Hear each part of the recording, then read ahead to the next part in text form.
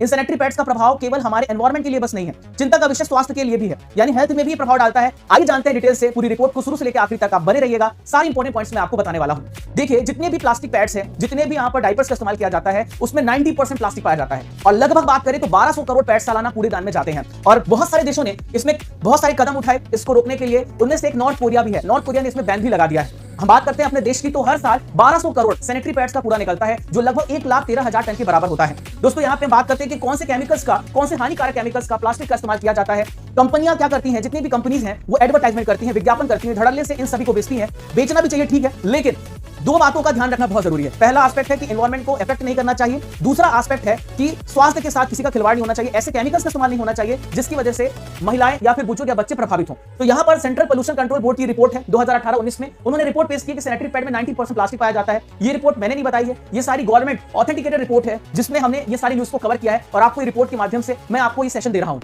दोस्तों, अगर sanitary pad को मिट्टी में दबा दिया जाए तो इसमें आपको ये देखने को मिलेगा, इनमें जो मौजूद केमिकल्स हैं वो मिट्टी के सूक्ष्म जीव को खत्म करने लगते हैं, जिसमें हरियाली भी खत्म हो जाती है। तो दोस्तों, आप ध्यान दें कि इनकी वजह से हमारी मिट्टी की जो फर्टिलिटी है, उर्वरता है, वो भी नष्ट होने लगती है। इसके अलावा दोस्तों, यहाँ पर एक glue and super absorbent polymer पाया जाता है, जिसे हम बोलते हैं सैप। ये ज्यादातर इसमें पाया जाता है। इसमें नष्ट होने में इसे 500 से 800 साल लग जाता है। अब ये आप लोगों के लिए क्वेश्चन भी बन सकता है एग्जाम में कि वो कौन सा पॉलीमर है। तो ये है glue and super absorbent polymer, जिसे नष्ट होने में 500 से 800 साल लगते हैं। तो दोस्तों, मैं आपको यहाँ पे एक रिपोर्ट बताने वाला हूँ, इस प्रोडक्ट को कितने साल लगते हैं नष्ट होने में। तो जो डायपर होता है, जो बच्चों के लिए इस्तेमाल किया जाता है, उसमें 900 साल लगता है खत्म होने में। सैनिटरी पैड्स को 500 से 800 साल। इको फ्रेंडली पैड ये इस्तेमाल किया जा सकता है विकल्प के रूप में। ये इको फ्रेंडली जो पैड होते हैं, ये स्वास्थ्य के लिए भी अच्छे हैं और हमारे पर्यावरण को भी बचाएंगे। ये केवल 1 साल लेते हैं खत्म होने में। जो कपड़े से बने पैड या लंगोट होती है, वो भी 1 से 10 साल लेते हैं। डिपेंड करता है कि कपड़े की क्वालिटी कैसी है, कपड़ा किस प्रकार का है। और जो मेंस्ट्रुअल कप है, वो भी 1 से 10 साल लगता है। तो यहां पर आपको मैं एक रिपोर्ट बता रहा हूं कि कौन से प्रोडक्ट कितने समय लेते हैं नष्ट होने में। दोस्तों, जैसा कि आपको मैंने बताया कि कौन कौन से इसमें केमिकल्स हैं, कौन से ऐसे कंपोनेंट जिसकी वजह से हेल्थ पे इफेक्ट पड़ता है और पर्यावरण पे भी इफेक्ट पड़ता है। यहां पर कैंसर और इनफर्टिलिटी भी हो सकती है महिलाओं को। तो कैंसर और इनफर्टिलिटी रिपोर्ट भी बताई गई है कि इसमें एक केमिकल है, सैनिटरी नैपकिन में केमिकल है, इसका नाम है पैथेलिट्स। यहां पर देखिए, पैथेलिट्स नाम का केमिकल इस्तेमाल किया जाता है। ये केमिकल कैंसर के लिए रिस्पॉन्सिबल है। ना केवल कैंसर कर सकता है, बल्कि इनफर्टिलिटी, बच्चा पैदा होने में दिक्कत होगी, पीसीओडी होगी, और एक और बीमारी है, इसे बोलते हैं एंडोमेट्रियोसिस। एंडोमेट्रियोसिस इस प्रकार से होता है, ये फीमेल का रिप्रोडक्टिव सिस्टम है, रिप्रोडक्टिव पार्ट है। ओवरी के किनारे आप देख पा रहे हैं, इस प्रकार से टिश्यूज, लम्स बन जाते हैं। तो ये कहलाता है एंडोमेट्रियोसिस। ऐसी बीमारी भी, ऐसी दिक्कत भी हो सकती है। इसके अलावा महिलाएं को पैरालिसिस भी मार सकता है और याददाश्त की भी कमी हो सकती है। ये इफेक्ट है इस पैथेलिट्स कंपोनेंट की वजह से। इसके अलावा दोस्तों, सैनिटरी पैड में VOC केमिकल भी मिलता है, जिसे हम बोलते हैं वोलेटाइल ऑर्गेनिक कंपाउंड। इसका भी इस्तेमाल किया जाता है, VOC का भी इस्तेमाल किया जाता है। ये वही VOC है जो आपकी नेल पॉलिश में मिलेगा, जो आपकी पेंट में मिलेगा, जो आपके एयर फ्रेशनर में यूज होता है, जो आपके डिओड्रेंट में इस्तेमाल किया जाता है। तो इन सभी कंपोनेंट में इस्तेमाल किया जाने वाला टॉक्सिक कंपोनेंट सैनिटरी पैड में भी पाया जाता है। तो सैनिटरी पैड में इस केमिकल की मदद से खुशबू दी जाती है और उस खुशबू के चक्कर में जो आपके शरीर के साथ खिलवाड़ हो रहा है, वो आपको देखने को मिल रहा है। स्टडी में इसके अलावा यह भी बताया गया कि 10 सैनिटरी नैपकिन में 25 तरह के VOC केमिकल मौजूद होते हैं और ये केमिकल आपके माइंड को भी इफेक्ट, यानी आपके दिमाग को भी प्रभावित करते हैं और साथ में आपके शरीर में खून की कमी, थकान, लीवर डिसीज और किडनी डिसीज भी फैला सकते हैं। किडनी डिसीज भी आपको कर सकते हैं। अब दोस्तों, यहाँ पे हमने एक ऐसे एस्पेक्ट को कवर किया जिसमें ह्यूमंस प्रभावित होते हैं, साथ ही साथ हमारे पर्यावरण के लिए समुद्री जीवों पर भी प्रॉब्लम आती है। समुद्री जीवों पर आफत और इंसानों के पेट में भी जा रहा है माइक्रोप्लास्टिक। तो माइक्रोप्लास्टिक कैसे जा रहा है, मैं आपको समझाता हूं। तो यूरोपियन कमीशन ने एक रिपोर्ट पेश की थी। यूरोपियन कमीशन ने रिपोर्ट में बताया था कि जो लड़कियां हैं वो सैनिटरी पैड को गलत तरीके से फेंक देती हैं, वो गलत तरीके से इस्तेमाल करती है, टॉयलेट से फ्लश कर देती हैं। जब वो टॉयलेट से फ्लश करती हैं तो जो चैनल होता है, जिस नाली होती है, उस माध्यम से समुद्र से जुड़ी होती है। तो प्लास्टिक वेस्ट जो है वो जाकर के समुद्र में स्टोर हो जाता है और हर साल लगभग 10 लाख समुद्री चिड़िया,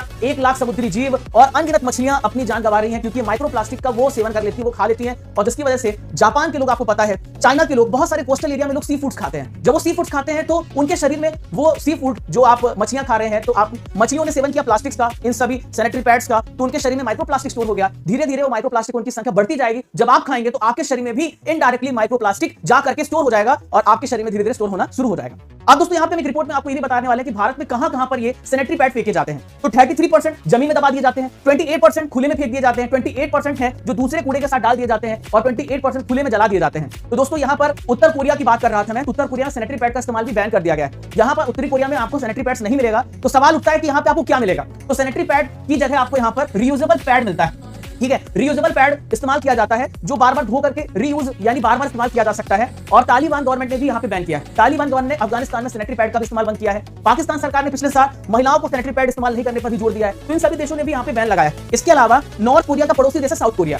2017 में वहां पे भी आंदोलन चलाए गए महिलाओं के द्वारा कि सैनिटरी पैड को बैन करने के लिए वो सड़क पे उतर गई थी और मांग की थी कंपनियों से कि सैनिटरी पैड जो है उसमें बहुत सारे केमिकल पाए जा रहे हैं, उन सभी केमिकल का इस्तेमाल बंद हो, उसके वैकल्पिक यानी अल्टरनेटिव्स उसका ढूंढा जाए और अल्टरनेटिव पैड्स का इस्तेमाल किया जाए जिससे पर्यावरण भी ना प्रदूषित हो और हेल्थ पे भी इफेक्ट ना पड़े। तो ये जो रिपोर्ट है बहुत सारे न्यूज़पेपर में पब्लिश की गई थी, women in South Korea are taking toxic chemical and feminine care products.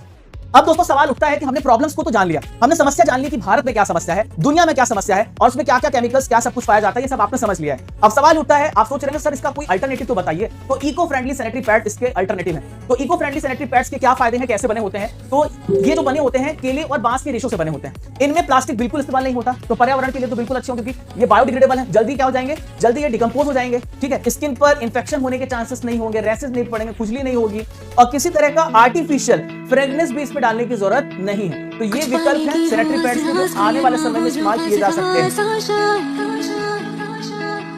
हर कोशिश में हो बार बार कर दरियाओं को आर पार आशा